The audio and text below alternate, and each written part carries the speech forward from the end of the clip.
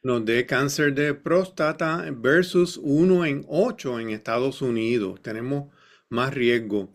Les voy a enseñar más adelante un poco de datos, ¿verdad? Pero así a grandes rasgos, como 39% de la incidencia en hombres, casi 40% es próstata y la mortalidad como un 18%. Próximo, por favor. Estos son datos epidemiológicos, ¿verdad? De Estados Unidos y de Puerto Rico, ¿verdad? De la incidencia y mortalidad. Y el mensaje aquí es que depende de donde uno busque, ¿verdad? Uno va a encontrar diferentes datos epidemiológicos. La ciencia no es muy exacta, ¿verdad?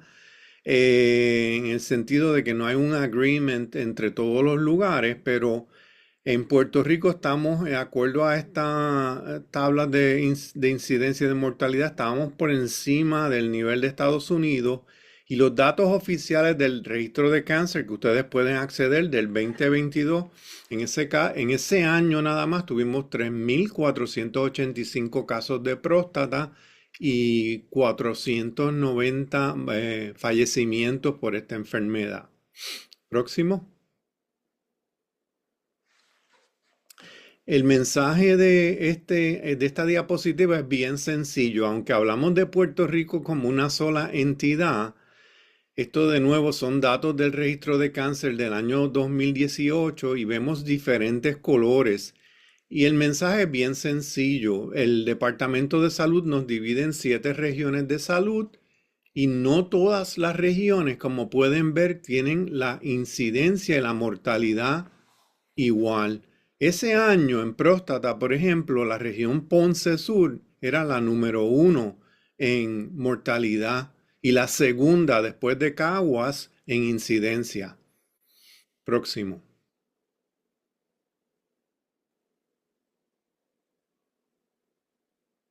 Ok, vamos a empezar, ¿verdad? Aquí hay una audiencia, me imagino, de que todos los niveles de educativos y también está la comunidad paciente, así que he tratado de hacer algo bastante amplio.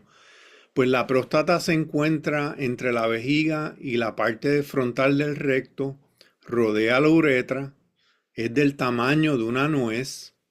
Su función principal es producir fluidos que se convierten en parte de la esperma. Estos protegen y alimentan la esperma durante la eyaculación. Podemos considerar la próstata como un órgano que asiste en la reproducción. La glándula prostática produce una proteína que la vamos a mencionar hoy, el PCA, que nutre y ayuda a transmitir el semen. Además, la próstata contiene músculos que ayudan a impulsar el semen a través de la uretra durante la eyaculación. Próxima, por favor. Esa es su función biológica. Pues el cáncer de próstata, cuando esa glándula se enferma con cáncer, se forman células malignas en los tejidos de la próstata. En la mayor parte de los casos, el cáncer de próstata es lo que llamamos un cáncer indolente, que crece lentamente y se puede permanecer localizado en la próstata sin causar síntomas por muchos años. De hecho, se han descubierto en muchas autopsias en hombres que tenían cáncer de próstata y no lo sabían. Sin embargo, tenemos también un cáncer de próstata que se puede convertir, ese indolente se puede convertir en más agresivo, lo que llamamos el fenotipo agresivo y puede ser letal, particularmente cuando se disemina a otros órganos que lo conocemos como metástasis. Vamos a hablar más adelante de los factores de riesgo, no los que están aquí. Básicamente la detección temprana, no solamente del cáncer de próstata, cualquier cáncer es crítico para recibir tratamiento más temprano y tener mejor prognosis. Vamos a hablar de dos métodos de cernimiento hoy para detectar ese cáncer en su primera etapa. Próximo. Pues básicamente en el panel de la izquierda hay fotos, ¿verdad? Ven la flecha dentro, son fotos de una próstata que han sacado en una cirugía de prostatectomía, se le llama, y la flecha indica áreas donde hay el tumor. En el panel de abajo van a ver que hay áreas teñidas de negro que son células malignas. En un tumor no todas las células son malignas, hay células normales y hay células premalignas, pero obviamente por definición hay muchas células malignas. En el panel de la izquierda vemos un tumor dentro de la próstata, ¿verdad? Y vamos a hablar de eso, de cómo se puede diseminar eso en otra diapositiva más adelante. Próximo, por favor. No se asusten con esta diapositiva que yo la uso en el segundo año de farmacología cuando enseñé esa clase por muchos años. Y no es para que se aprendan todas estas cosas, ¿verdad? Pero hay dos mensajes bien importantes. El proceso de carcinogénesis, estoy hablando de tumores sólidos, no de cánceres de la sangre. Los tumores sólidos, hay un camino y el camino tiende a ser largo, de 10 a 20 años y empieza en etapas tempranas, etapas intermedias y etapas avanzadas que las vamos a discutir hoy. Cada etapa de esas tienen sus características específicas en la biología del cáncer y tienen que ocurrir esas etapas para moverse a la próxima. O sea que cuando se detecta en un hombre un tumor agresivo, eso quiere decir que esas etapas, esto empezó hace muchos años, no empezó la semana pasada ni el año anterior. Entonces tienen que ocurrir mutaciones en cientos o a veces en miles de genes que hacen que este proceso de carcinogénesis, que unas células que tenían una función normal, en este caso en la próstata, se conviertan y transformen en células malignas. Y luego esas células básicamente no dejan de dividirse, no paran de replicarse, se dividen más rápido. El proceso de angiogénesis se aumenta, hay que llevarle sangre a todas esas células, ahí empieza el tumor. Luego pierden la adhesión a donde están, empiezan a viajar, empiezan a viajar a otras partes del cuerpo por la sangre o por el sistema linfático. Entonces ocurre la metástasis que vamos a hablar hoy. Próximo. Ok. Para propósitos didácticos podemos hablar del cáncer de próstata como temprano o avanzado. Básicamente, cuando hablamos de un cáncer de etapa temprana, es que no se ha propagado más allá de la próstata. Crece, como hemos mencionado, lentamente. Se le conoce también como cáncer de próstata localizado. Cuando está en etapa avanzada, pues ya se ha salido de la cápsula de la próstata y se ha propagado a otras áreas del cuerpo. Cada cáncer tiene sus áreas preferidas para metástasis o para dispersarse. En el caso de la próstata, los ganglios linfáticos son preferidos. Le encanta irse a los huesos y hay otros órganos como el hígado o los pulmones.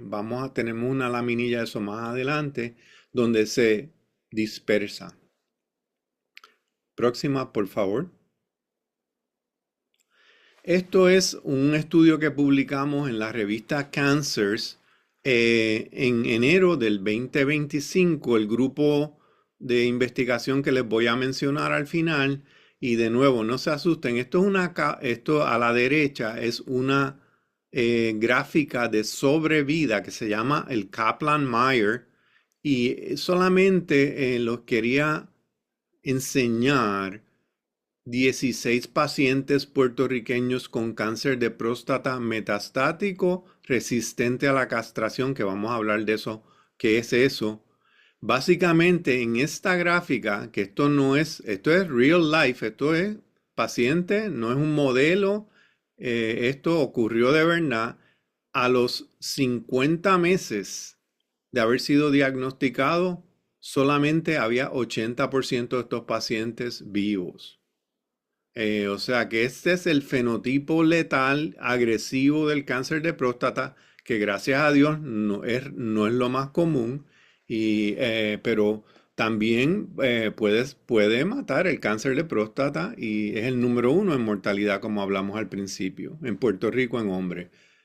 Por favor, el próximo.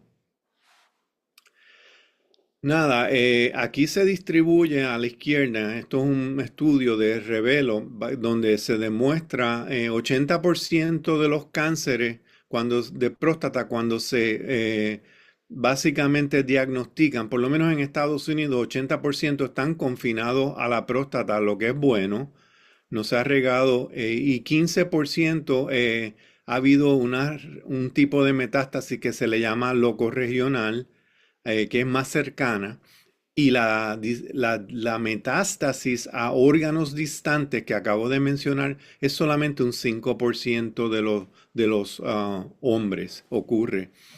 Y el tumor burden que está en el panel a la derecha, básicamente, fíjense, este proceso de años de recibir terapia y esas terapias a veces curan y a veces no. Y básicamente el tumor burden, si no logra controlar la enfermedad, sigue aumentando a través de los años gradualmente con algunas pausas. Próximo. Pues mire, esto es viendo el issue de la metástasis en próstata con más granularidad. Estos son los órganos favoritos, básicamente que ya los mencioné. Cuando se va a órganos distantes, los pulmones 9%, el hígado 10%, nódulos linfáticos 10.6%, pero se puede ir al cerebro, obviamente a la próstata, cuando se dispersa el cáncer, le gusta primero invadir a los vecinos. ¿Cuáles son los vecinos? La uretra, la vejiga, ¿ah? Esos son los vecinos, los ductos seminales. Así es que básicamente es una biología que empieza sencilla y esto se va complicando con el pasar de los años. Próxima. Ok, vamos a ver los síntomas y cómo detectamos el cáncer de próstata. Básicamente tenemos unos cuantos síntomas, básicamente que pueden ser dificultad para orinar o vaciar la vejiga, ardor o dolor al orinar, orinar con demasiada frecuencia, presencia de sangre en la orina o en el semen, dolor de hueso, cadera o espalda, disminución de peso inexplicable. Hay un problema serio con estos síntomas. Número uno, que la mayor parte de los pacientes diagnosticados con cáncer de próstata en estadio temprano no tienen síntomas, muchos no tienen síntomas, y en estadio avanzado algunos van porque simplemente tienen un dolor de espalda que no se le quita con nada, y es el cáncer en los huesos que se ha metastizado. Pero el problema fundamental con estos síntomas es que no son específicos para el cáncer de próstata, así que si tiene uno o dos de estos síntomas, chequéese, pero no quiere decir que tiene cáncer de próstata porque pueden ser causados por otras condiciones. Próximo. Ok, ¿cómo detectamos el cáncer de próstata? Le mencioné que había una proteína que se llama el antígeno prostático específico, en inglés PSA, que se usa muchísimo en pruebas rutinarias de sangre. Esta prueba no se diseñó para la detección del cáncer de próstata. Tiene una sensitividad y una especificidad bastante baja, como de un 50%, pero sí es muy útil y la usan los urólogos cuando se empieza a subir el PSA rápidamente.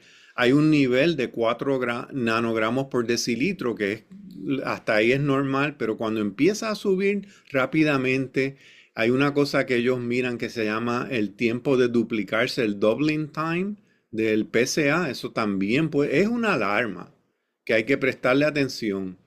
El examen rectal digital, ese es un examen ya más directo que lo vamos a ver en otra laminilla, muy importante. Y si estos dos arrojan sospecha, el PSA y el examen digital rectal, entonces el médico, en este caso urólogo, pasa a realizar una biopsia prostática, que vamos a ver lo que es.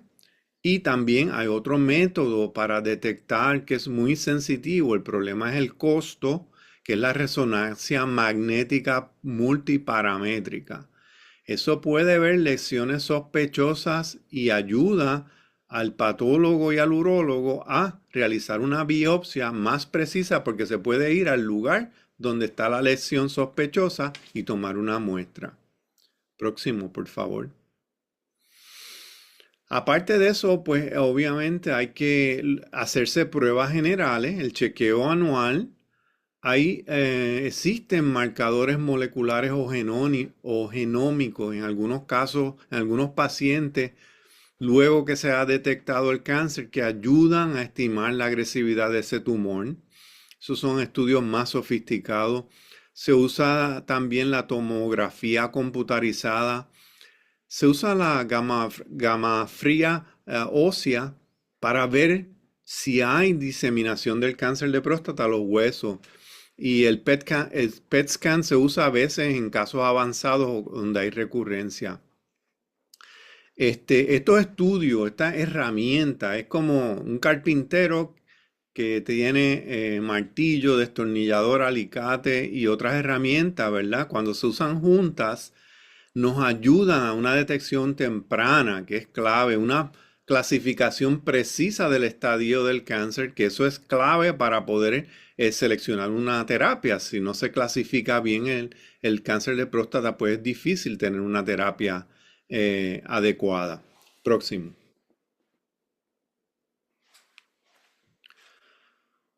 Ok, solamente estas pruebas no es suficiente cuando ustedes van a sus médicos básicamente probablemente le están haciendo unas preguntas de sus antecedentes familiares, porque hay unas cosas que llamamos genética que todos conocemos, ¿verdad? Tenemos genes buenos y genes malos. En mi familia, por ejemplo, tenemos una genética adversa para cáncer. Ha habido muchos cánceres en la familia, por eso me convertí en investigador de cáncer. Pero hay familias donde eso no es así. El cáncer de próstata tiene de un 10 a un 20% un componente genético fuerte, en 10 o 20% de los casos. Cuando el padre le dio, cuando al hermano le dio, cuando al tío. No quiere decir que uno le tiene que dar, pero que el riesgo de uno, cuando uno tiene esa genética en la familia, aumenta significativamente. Entonces hay unas mutaciones hereditarias en todos los cánceres y las de próstata son diferentes. Algunas se comparten con cáncer de seno, por ejemplo, las mutaciones BRCA1 y BRCA2 son famosas en cáncer de seno y de ovario. La BRCA2 es muy importante en cáncer de próstata. Quizás por ahí es que viene la genética adversa. Eh, También estas pruebas se usan para ver si está funcionando el tratamiento y controlar la salud del paciente luego de completado el tratamiento. Próximo. Bueno, el PSA ya lo hablamos. Podemos pasar esta diapositiva. Una prueba bastante común hoy en día, no es cara. eh, y el examen de tacto rectal, de donde salen tantos chistes en Puerto Rico y en todas partes, ¿verdad? Pues es importantísimo porque la próstata debe sentirse como una esponja suave.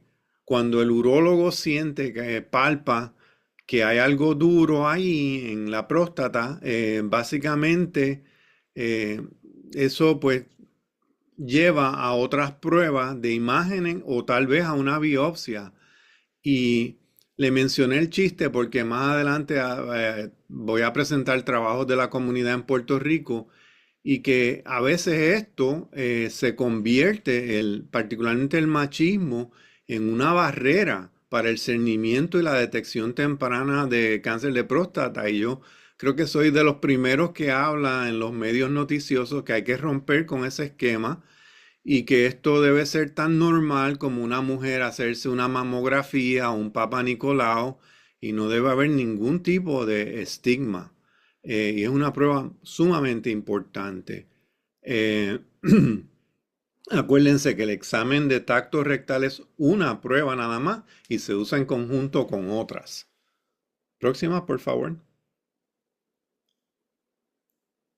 Ok, cuando ya hay una sospecha y el urólogo piensa que hay una probabilidad alta o una preocupación genuina de que el paciente pueda tener cáncer de próstata, se procede a una biopsia. Básicamente, ¿qué es una biopsia? Pues se extraen pequeñas muestras de tejido de la próstata y un médico que lo conocemos como patólogo, las analiza en el microscopio para determinar si existe un cáncer. Estas, aún las biopsias no son perfectas porque solamente se toman como de 12 a 14 muestras. O sea que si el cáncer está no, fuera de esas 12 o 14 muestras, no se va a detectar. Entonces se introduce una aguja fina a través del perineo, que es el área entre el escroto y el ano, hasta la próstata. Se usa frecuentemente una sonda ecográfica transrectal que guía al médico en tiempo real para dirigir la aguja con más precisión. Básicamente, cuando se usa la resonancia magnética, pues junto con la ecografía, permite lesiones sospechosas, ir a esas lesiones con más exactitud. Este procedimiento, aunque ha habido controversias, pero se conoce ya que mejora la capacidad de detectar el cáncer clínicamente significativo y reduce la probabilidad de pasar por alto tumores de alto grado que son importantes. Próximo. Pues ya hablé de la resonancia magnética por encima. Básicamente es una guía y para la localización de un tumor bastante precisa. También se usa luego de tratamiento para ver si ese tumor se está reduciendo o no, si el paciente está respondiendo. La ventaja es la mayor precisión diagnóstica en comparación con imágenes convencionales. A veces reduce la necesidad de biopsias, que vieron que es un procedimiento sumamente invasivo, la biopsia, y la desventaja es el costo y quién paga, ¿verdad? ¿Cómo estamos en tiempo y en número de diapositivas que con este cambio de computadora, necesito ayuda? Sí, no se preocupe, son las 10:44 y estamos aproximadamente a mitad de presentación. Y en Así que de diapositivas, ¿cómo estamos? ¿A mitad? más o menos a 24, mitad. Bueno, 24 de 73 tengo aquí contado. Pues pues quiere decir que Jaime tiene que acelerar. Vamos sí, a, vamos a darle sí, más podemos rápido. reducir el tiempo de preguntas también, porque sé que tiene mucho contenido bien valioso, como usted Eh, prefiera, doctor. pues lo que ustedes digan, ustedes son las jefas, es que perdimos como 15 minutos con las dificultades técnicas. Sí, sí, lo sé. Podemos a las 10:55, si desea, 10 minutitos más de presentación y 5 de preguntas. Está bien, pues ustedes me avisan cuando queden 10 minutos, por favor. Sí, vale, sí. Gracias. Y próximo. Pro- ok, estos puntos claves ya los mencioné, no hay que repetirlo, ¿verdad? Es un resumen de todo. Vamos a la próxima sección. Ok, no sé si ustedes han oído la puntuación de Gleason, que es tan importante básicamente en el cáncer de próstata, cuando se detecta, es un sistema altamente sofisticado de clasificación. Aquí la idea de nuevo no es convertirlos en urólogos en media hora, ¿verdad? En una hora, pero que tengan una idea de que el patólogo, cuando ve esas laminillas de la biopsia en un microscopio, le asigna grados. Entonces, del 1 al 5, mientras más alto es el número, más agresivo y más avanzado es ese tumor.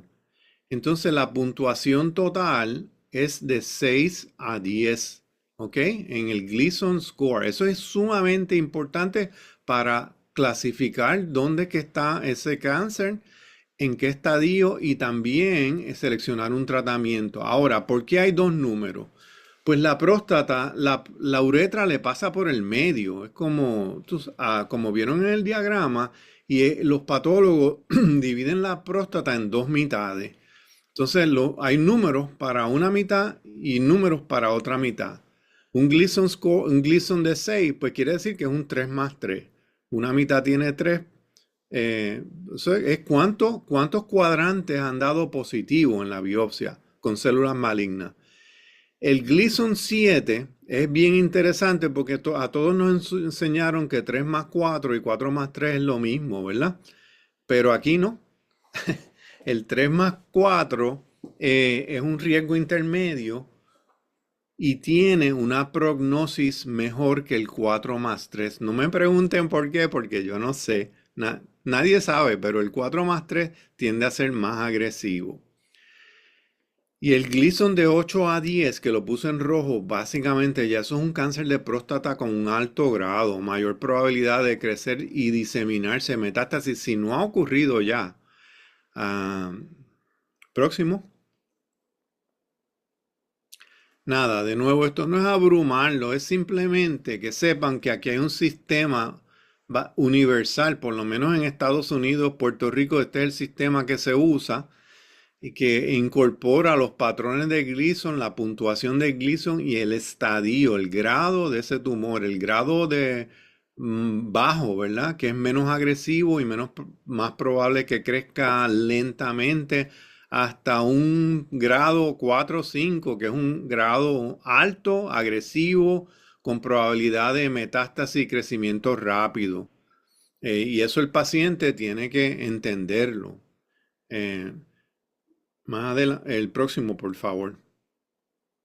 De nuevo, esto no lo voy a, lo importante aquí no es el esquema de abajo y no lo voy a explicar, es que hay unos esquemas de tratamiento sofisticados y en esta presentación yo he puesto NCCN Guidelines.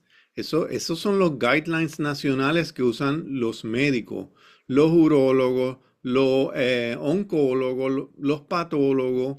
Entonces, de acuerdo a cómo el paciente cae en ese estadio y otras preguntas que son parte de ese componente de, básicamente le llamamos un nomograma. Se clasifica el paciente y se escoge una terapia. Vamos a ver cuáles ahora son algunas de estas terapias, las más comunes, porque hay muchas más que no hay tiempo de discutirlas. Próximo.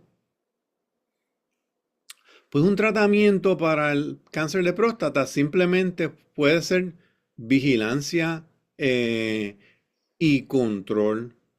Hay dos tipos de vigilancia. Está la vigilancia activa y está la espera vigilante, que en inglés es watchful waiting. No son lo mismo.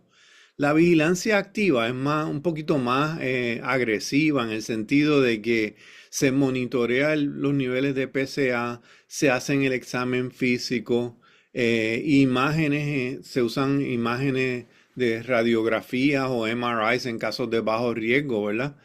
La espera vigilante simplemente es un seguimiento menos intensivo, no se hacen biopsias por lo general en pacientes mayores o que tienen otras comorbilidades. Si el paciente tiene 92 años, pues no es el momento de ponerse con una vigilancia muy activa en que requiera biopsias, que requiera mucha cosa, porque puede tener otras enfermedades aún más serias que el cáncer de próstata. O sea que todo eso hay que ver los riesgos y los beneficios. Ok, vamos a ver a los tratamientos locales, que ustedes saben que se hacen cirugías de próstata. Cuando se saca la próstata completa, se extirpa la próstata y los tejidos cercanos, le llamamos prostatectomía radical. Y se vuelve a hacer una biopsia y el patólogo vuelve a clasificar el cáncer de nuevo. A pesar de que se hizo eso en la biopsia original, se hace otra biopsia de cirugía.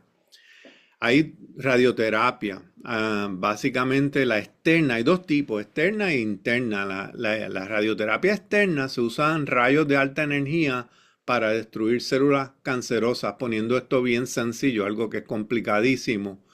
Y la radioterapia interna, básicamente se le implantan semillas radioactivas dentro de la próstata al paciente que destruyen el cáncer y también destruyen la próstata. Deja de funcionar como próstata. Así que esas son dos opciones de radioterapia. Próximo. Hay tratamientos sistémicos que envuelven todo el cuerpo. Uno bien común es la terapia hormonal. Vamos a hablar de eso en más detalle. Básicamente la terapia hormonal reduce los niveles de testosterona para frenar el crecimiento tumoral.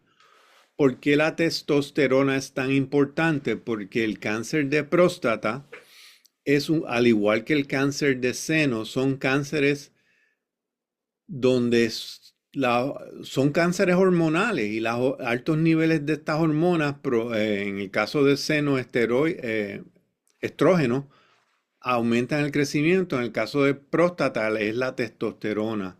Al reducir los niveles de testosterona se baja el crecimiento. En casos de bien avanzados de cáncer metastático agresivo, a veces se refiere al paciente a un oncólogo y se le da quimioterapia. Hay nuevas terapias dirigidas que no son muy comunes y solamente para un porcentaje pequeño de pacientes que cualifican, que son y mayormente inmunoterapia. Tienen un perfil molecular que le permiten recibir cierto beneficio. Y lo más común son las terapias combinadas. Básicamente se usa la cirugía, se usa la radioterapia, se usan tratamientos sistémicos. O sea, volviendo a la analogía del carpintero con sus herramientas, se usan múltiples herramientas por lo general para lograr un tratamiento más efectivo. Próximo.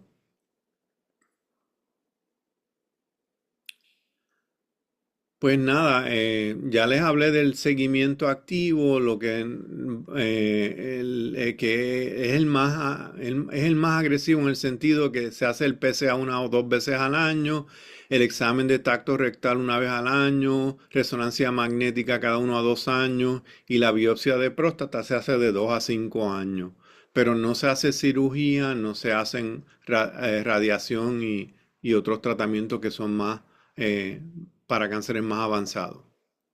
Próximo.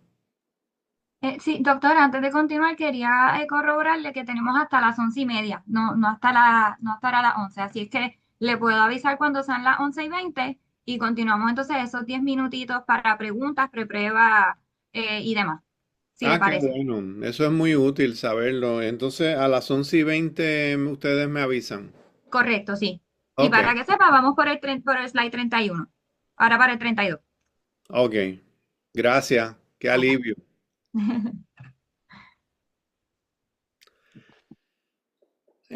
Para el seguimiento activo se considera la expectativa de vida de ese paciente. No es lo mismo un paciente de 90 años que de 60 años.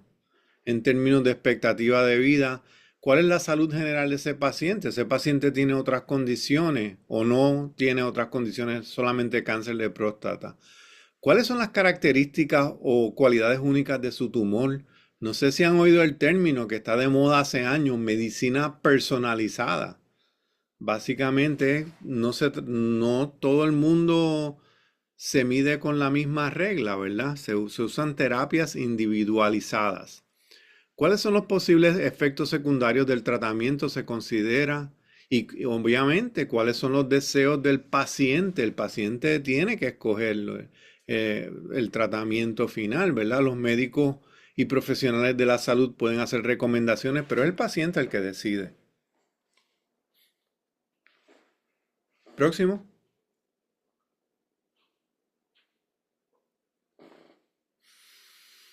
A nadie le gusta oír esta palabra, ¿verdad? Cirugía, pero cuando yo enseñaba farmacología, la cirugía es el método que más cánceres cura De todo comparado con quimioterapia y radioterapia, la cirugía es número uno. Pues obviamente no puedo decir en cáncer de próstata si es el más o el menos que cura, pero es un procedimiento que rutinario cuando hay básicamente un estadio que lo amerita en el cáncer. Cuando se saca la próstata, hay un borde en la próstata, ¿verdad? Y se habla de un margen positivo y de un margen negativo. El margen positivo es cuando se encuentran células cancerosas a lo largo del borde del tejido de la próstata. Y el margen negativo es lo contrario, no hay células cancerosas. Queremos ver un margen negativo, eso es más favorable. La cirugía puede ser un tratamiento principal. A veces simplemente se hace una cirugía y más nada. La cirugía también depende del tamaño del tumor y la ubicación del tumor. Y la cirugía también depende si obviamente el cáncer está en la próstata nada más o si se ha diseminado a otros órganos. Ya hemos hablado de las prostatectomía radical, que es eso, pero básicamente a veces también se sacan en la cirugía, a veces se remueven vesículas seminales, a veces se remueven ganglios linfáticos cuando se determina que son positivos y ya tienen células cancerosas. Próximo. Ok, la hormonoterapia en el cáncer de próstata, como le dije, básicamente las hormonas, imagínense que que uno está acampando y hay un fueguito, ¿verdad? Eh, Pequeño, y viene alguien y le echa gasolina al fuego, ¿qué pasa? El fuego se convierte en algo grande, pues las hormonas pueden hacer algo similar en los cánceres, ¿verdad? En el caso del cáncer de próstata, esas hormonas masculinas le llamamos andrógenos. Y la testosterona es la principal. La terapia de supresión androgénica, que TSA, que en inglés le decimos Androgen Deprivation Therapy, ADT, pues lo que hace es que reduce la producción de testosterona o también bloquea que las células cancerosas puedan usar la testosterona.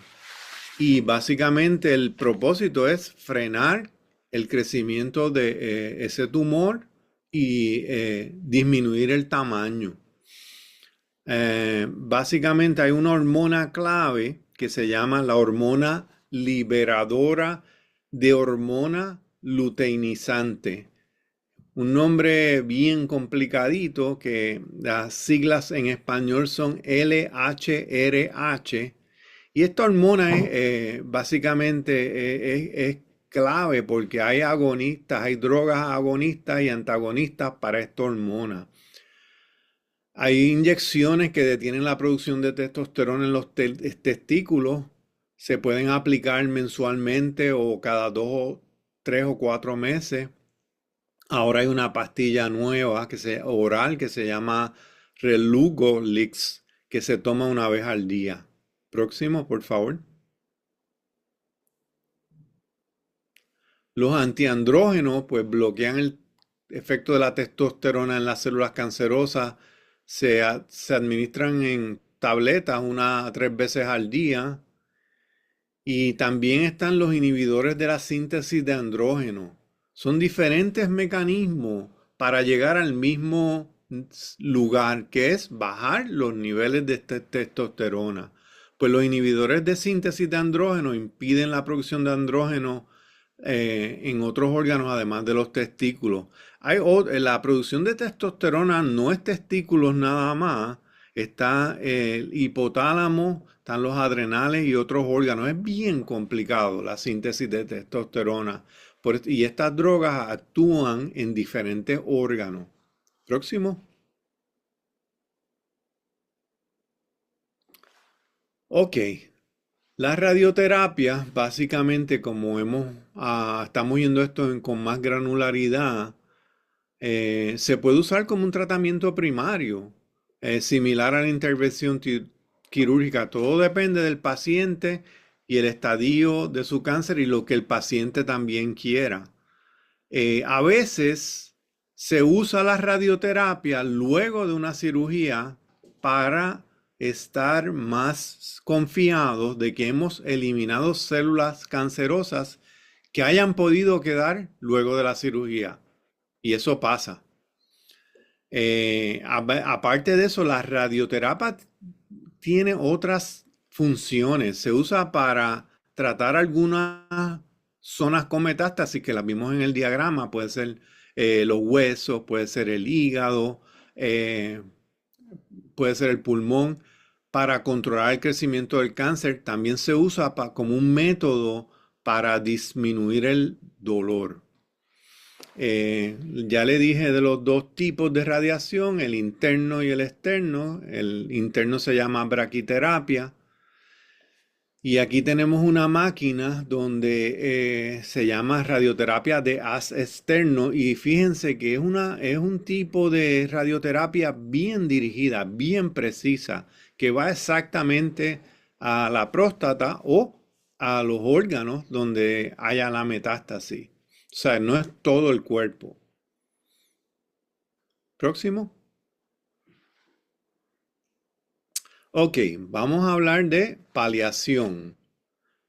Básicamente la paliación es un tipo de tratamiento donde no solamente se trata un cuerpo, ¿verdad? No solamente somos carne y hueso, sino se trata el aspecto emocional, se trata el aspecto social y espiritual, no solamente al cáncer. También en la paliación se debe de incluir a la familia, porque el cáncer afecta a toda la familia, no solamente al paciente. ¿Cuál es el propósito de la paliación? Pues aliviar síntomas, el dolor, el estrés, todos los issues que surgen con el cáncer, no solamente los issues médicos, los issues de disfunción sexual, eh, posible pérdida de empleo, problemas económicos, o sea, sabemos lo que puede suceder y eso pues queremos que ese paciente tenga la mejor calidad de vida durante el tiempo de su tratamiento. Ayuda con aliviar los síntomas, la paliación porque ahí también hay dos tipos de síntomas, ¿verdad? Los del cáncer, pero también los del tratamiento, los eh, efectos secundarios que todos conocemos, dolor, fatiga, insomnio, náusea, vómito, todas esas cosas. Eh, el tratamiento paliativo se usa para también tomar decisiones médicas sobre opciones de tratamiento. El paciente discute esto con su médico, con su consejero espiritual, con su familia, o sea, con su círculo de apoyo. Esto incluye psicólogos, profesionales de la salud, salubristas.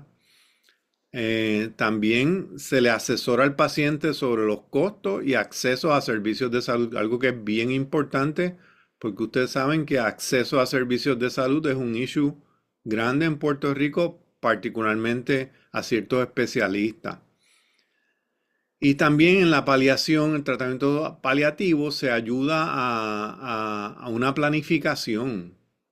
Esa planificación puede incluir cosas como cuidados de final de vida, ir a un hospicio. Muchos pacientes, yo he bregado con eso mucho, en darle apoyo, issues de miedo, de fin de vida, bueno, sabemos todos cuáles son, ¿verdad? Porque de alguna forma u otra a todos nos ha afectado esto a través de amistades o familiares. Y sabemos que es un proceso bien difícil, pero si el paciente tiene este tipo de apoyo y se hablan sobre estos issues, pues es un gran alivio. Y los centros grandes de cáncer, por lo menos en Estados Unidos, están usando este enfoque holístico. No solamente es un médico tratando con el paciente, hay psicólogos, hay consejeros espirituales, hay otro tipo de ayuda y de apoyo.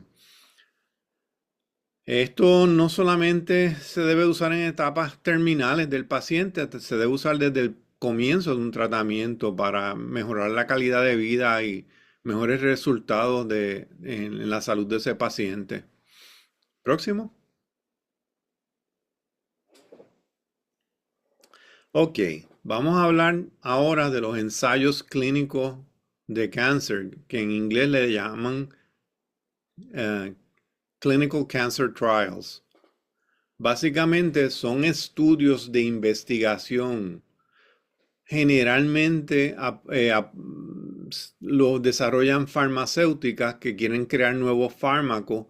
A veces vienen del Instituto Nacional de Salud, no solamente farmacéuticas, donde se crean nuevos fármacos, dispositivos médicos o métodos de tratamiento en persona, después de haber sido desarrollados y analizados en el laboratorio. Esto es para lograr que a la larga se pueda aprobar la Administración de Alimentos y Medicamentos de los Estados Unidos, el FDA, pueda aprobarlos para uso clínico. Y las personas creen que, me están usando el conejillo de India, pero eso no es tan sencillo, eso no es así, eso es un mito, porque estos ensayos clínicos tienen 4 fases, están súper regulados. Y el paciente recibe una atención médica excepcional. Y primero se hacen ensayos clínicos, primero se hacen en células, después en animales y después se pasa a la parte humana. Obviamente el paciente tiene que consentir, esto es por consentimiento mutuo, el paciente tiene que cualificar. Cada ensayo clínico tiene sus requisitos, lo que llaman factores de inclusión y de exclusión.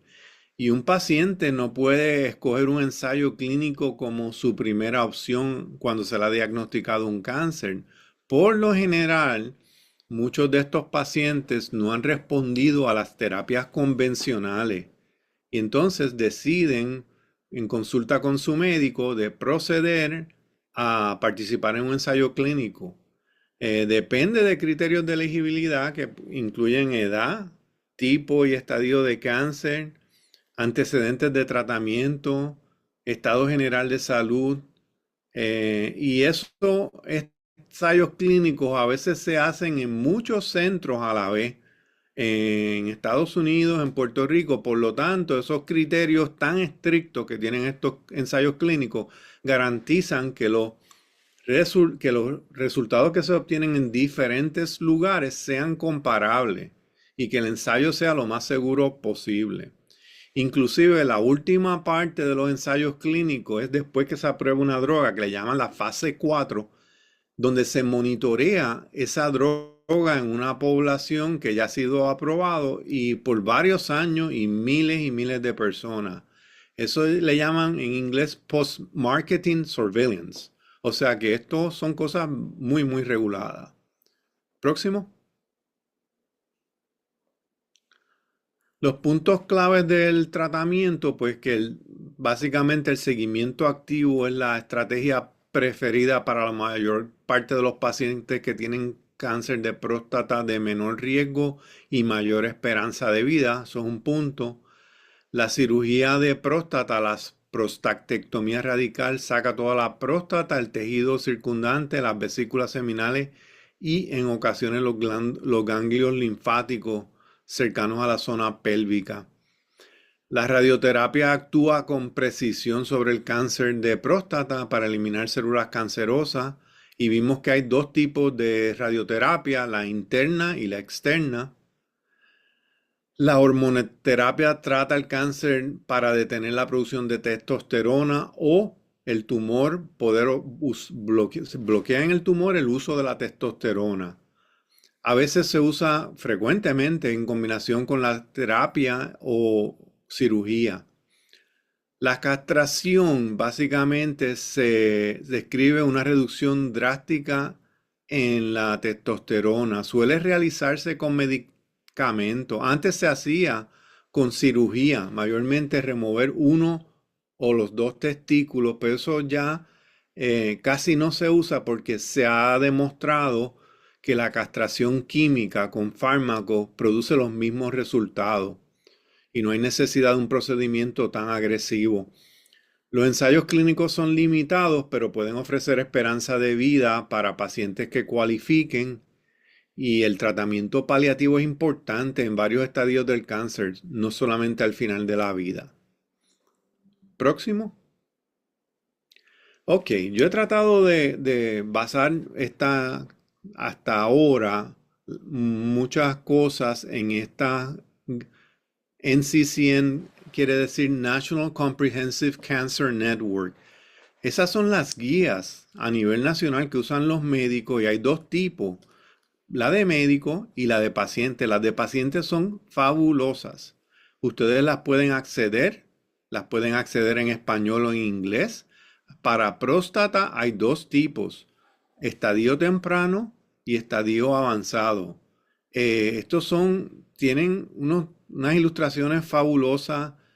Eh, la mayor parte de la información se da, como decimos aquí, en arroz y habichuela, que no se usan mucho términos médicos o científicos y son, ¿verdad? Y el paciente tiene el deber de mantenerse informado, de estudiar estas guías para poderle hacer las preguntas apropiadas a sus médicos y a sus profesionales de la salud.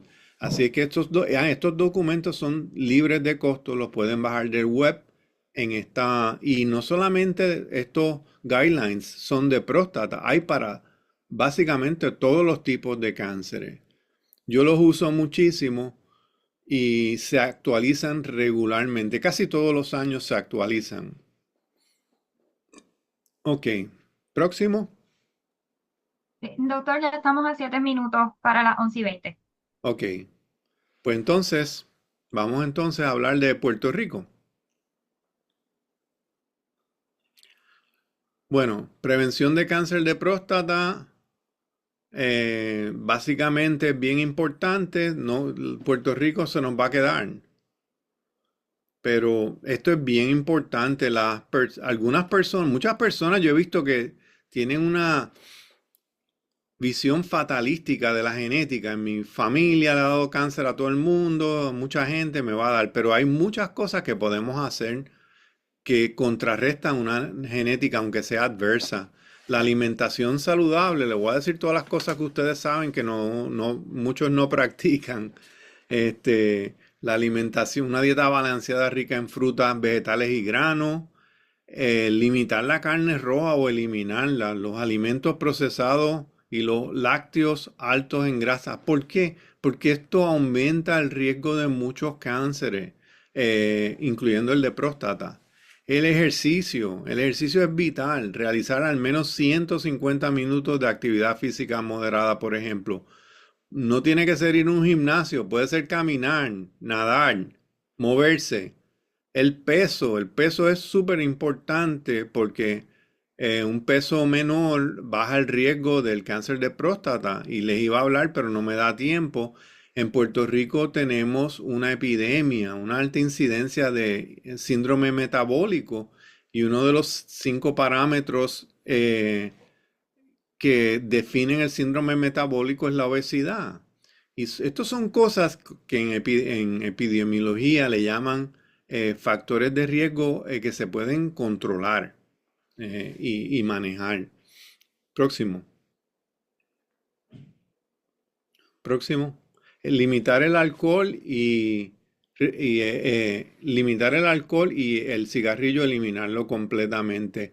El cernimiento y la detección temprana, ya hemos básicamente hablado de eso, la importancia. Un índice de masa corporal entre 18.5 y 25 es ideal mediante dieta y ejercicio. Próximo.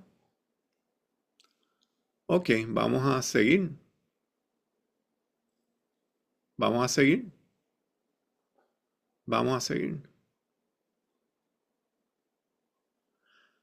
Pues nada, en Puerto Rico tenemos unas disparidades de cáncer de próstata donde hay Básicamente ya vimos una incidencia y una mortalidad más alta. Hemos tenido, primero tenemos una genética única. Somos europeos, somos africanos y somos taínos. Y eso yo lo he estudiado en los pacientes de cáncer de próstata. Y tengo una gráfica para enseñarles, pero creo que no va a dar el tiempo. Otra cosa en Puerto Rico es que hemos tenido exposiciones a ciertos químicos en décadas pasadas como agente naranja, la industria petroquímica, ejercicios militares, otras cosas que han ocurrido en la isla que tenemos que estar conscientes de que nos pueden aumentar el riesgo.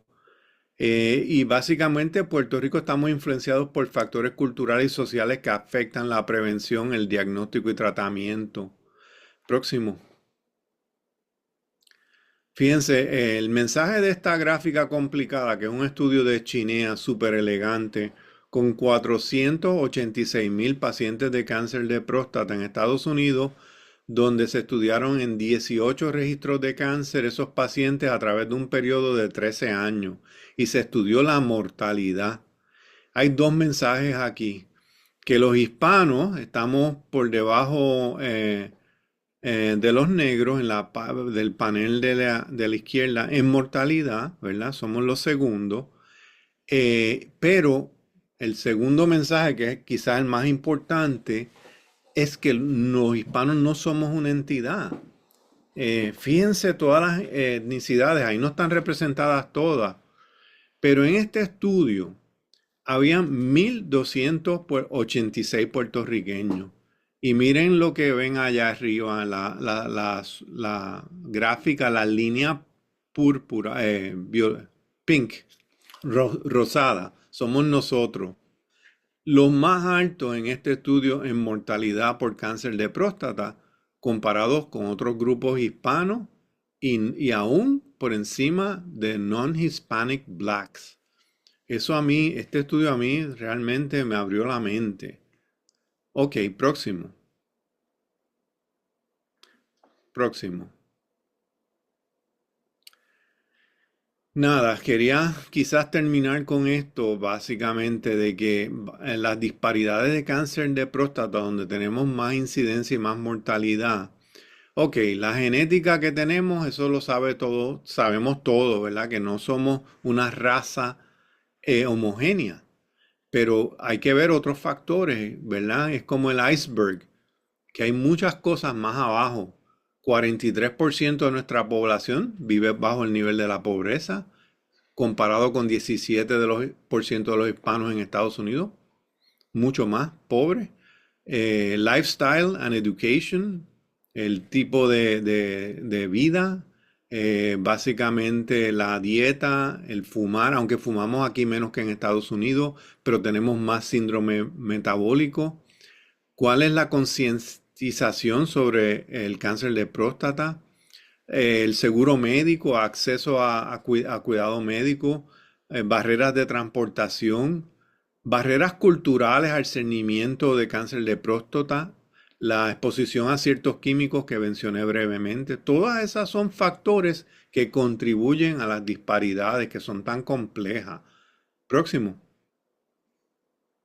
próximo.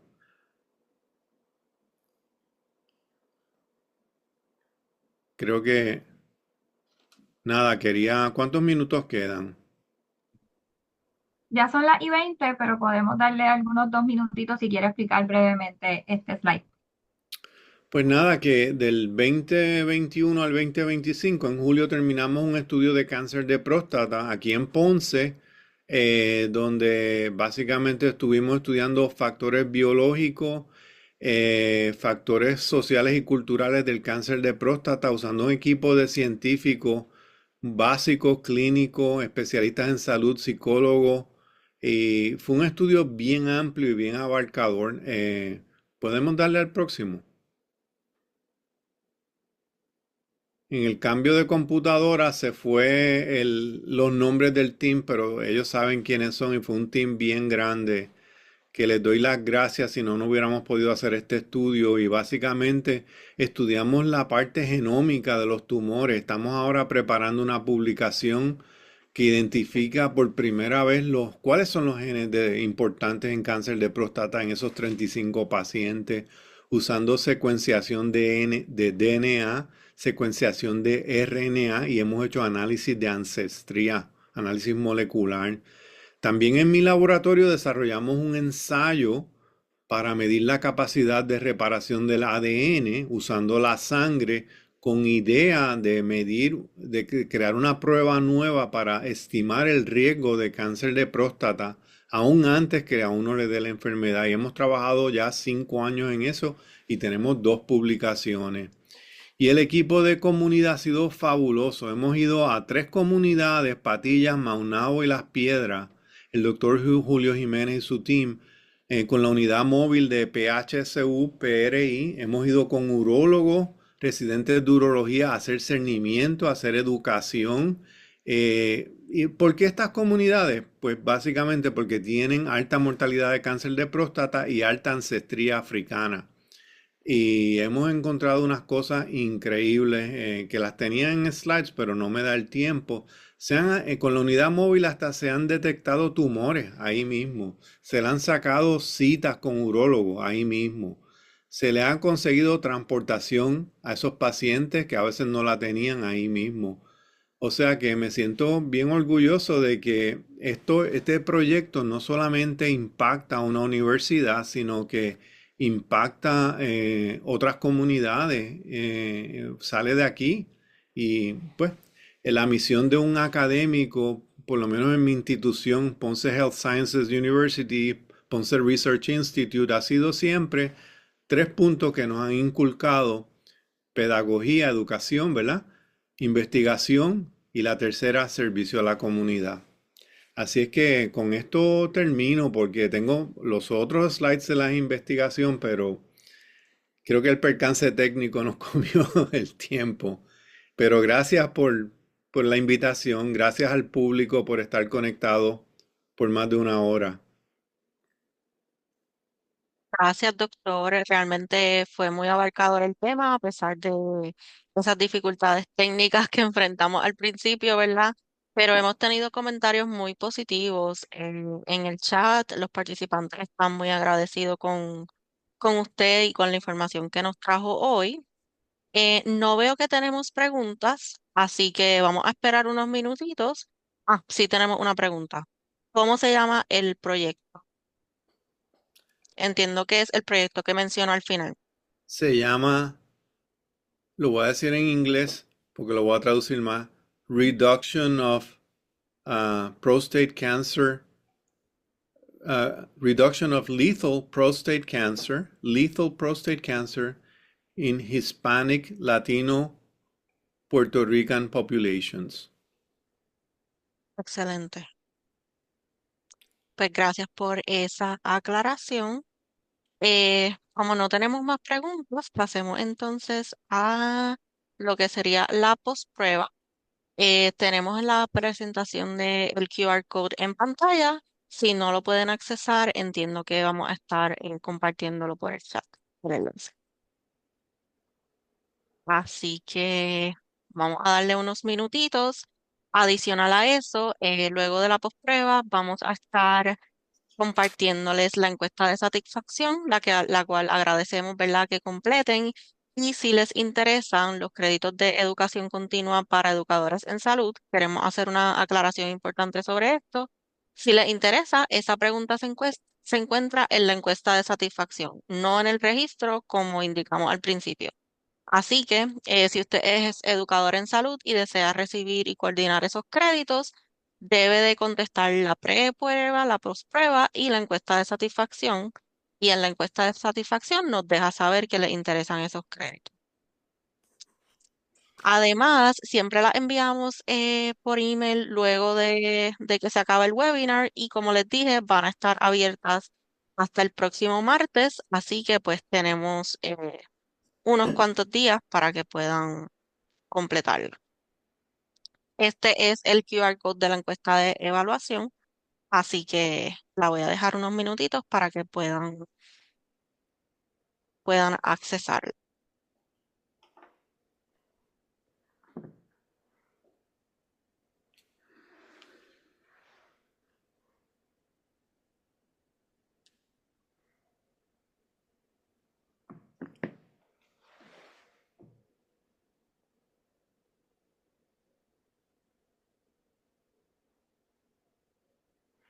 Ok. Gracias a todos los que se han ido uniendo, los que se unieron en el día de hoy. Veo que ya algunos se están desconectando. Agradecemos infinitamente al doctor Mata que preparó esta excelente presentación con un contenido bien accesible para nosotros. Realmente vi un comentario en el chat de alguien que dijo gracias por traer este tema para personas que no lo conocemos y realmente pues me identifico. Así que gracias, porque realmente fue un tema bien complejo, pero bien digerido y bien organizado. Así Gracias. que gracias, doctor, y gracias a todos nuestros participantes. Saben que este es el último webinar del 2025, pero esperamos poder retomar en el 2026 con esta iniciativa. Así que muchísimas gracias y buenas tardes a todos. Buen día, muchas gracias. Gracias por la invitación. Gracias, doctor, que esté bien. ¿Ya se desconectaron ellos? No, estamos en proceso de cerrar.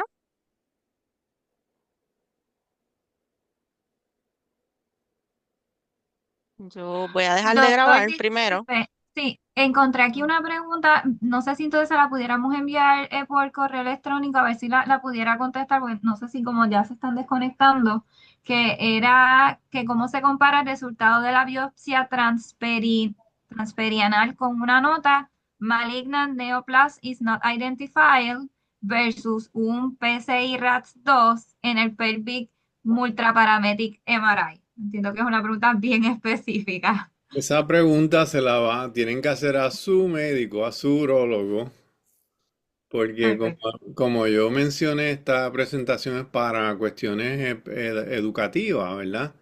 Y no para diagnóstico y tratamiento, porque pues hay unos issues médico-legales que sabemos que son delicados. Ujú. Pero es una pregunta muy buena, pero debe estar dirigida al médico de la persona. Perfecto, gracias.